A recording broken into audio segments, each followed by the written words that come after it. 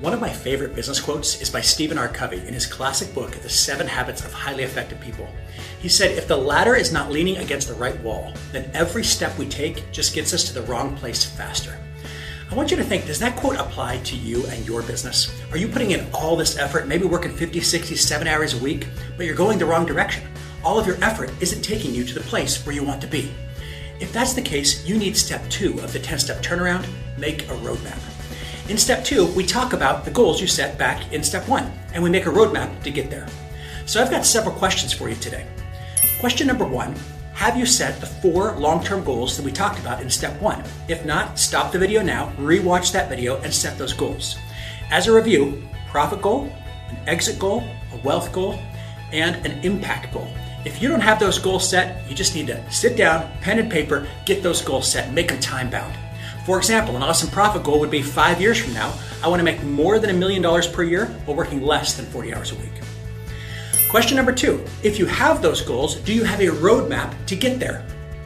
Do you have a plan? So if you really do want to have a $1 million plus income 5 years from now, what does this year need to look like? What about next year, the year after, and so on until that year 5?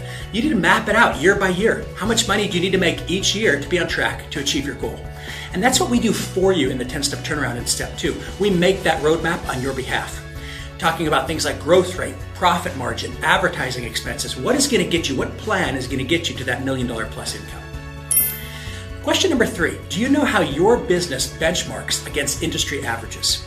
For example, suppose you own a dental practice. How does your dental practice profit margin compare to the average profit margin in your industry? How about the percentage of your gross income that you spend on advertising? How does that compare to the average dental practice? In other words, how do you compare to your competitors? Now you might think, who cares? I want to crush my competitors. I don't want to just be average. Of course you don't, but it's good to know the benchmarks. Because if the average dental office has a certain profit margin, obviously you want to beat it. You may not be able to double or triple it, obviously, that would be unrealistic, but it's good to know where the average is, aim a little higher, and create a realistic roadmap. Question number 4. Do you manage your business by your inbox or with an executive dashboard? Now, you know what I mean, business owners. So many of you show up to work, you sit down at your computer, and you just see what emails come in, and those are kind of your priorities for the day. Maybe you listen to your phone messages, maybe you read your text messages, and you just get back to people, you talk to clients, you go put out fires with clients and team members, and you just kind of let the day go. That's not how a strategic executive runs his or her business. You got to have a dashboard of very important KPIs showing you the top 10 to 20 numbers that you're tracking in your business to make sure you're on pace to reach that $1 million plus income. In the 10-step turnaround, we make an executive dashboard of 20 KPIs, and we monitor those KPIs every month. Every month, we send our clients a list of those 20 KPIs. A green check mark means you're on track, and a red X means you're off track. And if you don't get that back on track, you're not going to hit your 5-year goal. So that's called managing your business with a dashboard, not just with an inbox or from one emergency to the next. And listen, as you're looking at those dashboard numbers and you're looking at your KPIs, you may not think that little changes make a big difference. For example, you might be 2% lower than your goal for profit margin, or you might be 5% higher than your target growth rate. Those changes make a huge difference over time. One analogy I like to bring up is, let's say you're sitting down for a really nice steak dinner, and you eat the steak and it's really good, and you think, it needs a little bit of seasoning. How much seasoning would you need to put on that steak in order to change the flavor of that steak? Not very much. Consider the relative weight of the salt that you sprinkle on the steak versus the steak itself. It is just a minuscule amount compared to the steak, but it makes a huge difference. It's the same way with business. With business, small changes can make a huge difference. Let me give you an example. Let's suppose you have a gross income of $1 million and a net income to you, of $100,000.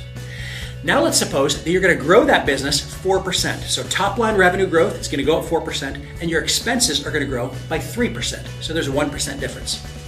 Over a 5-year period of time, your $100,000 net income take-home pay will grow to $173,000. That's pretty significant for just growing revenue 1% more than expenses. But now let's make it even cooler. Let's say you grow revenue by 5%, 1% higher than the previous example, and grow expenses by only 2%, 1% lower than the previous example. Now, over a 5-year period of time, you would go from a $100,000 net income to a $282,000 net income. you would almost triple your net income just by making those small differences over a long period of time. That's why an executive dashboard is so important. You got to track those numbers, and you got to make sure you're on track, because even 1 or 2% off on the wrong way is too far. 1 or 2% higher is awesome. That means you're going to crush your goal over time.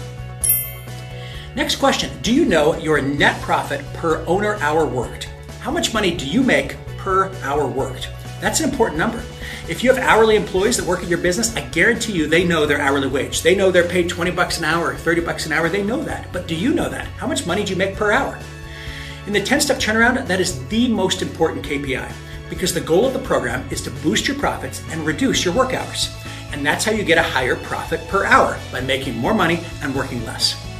In fact, we give our 10-step turnaround coaching clients carabiners to track their progress in this very important KPI. So I have the carabiners here, and they correspond with the belts in karate. The lowest belt in karate, I believe, is a white belt. Next belt is yellow, so that is our lowest. Yellow, then orange, green, blue, purple, red, and of course black belt is the top. You get the yellow carabiner if you make between 0 and 25 bucks per hour. At least you're profitable, at least you're making something. And then you get the orange carabiner when you're between 26 and 50, and it goes all the way up. You don't get the black carabiner until you make between 500 and 1,000 bucks per hour. And we have a lot of coaching clients that are black belt coaching clients. Beyond that, we sometimes give trophies if you make more than $1,000 per hour. It is possible with the right plan over time. Final question, do you have a strategic tax plan in place? Have you sat down with your accountant, with your CPA, and discussed how to avoid what might be your single largest expense?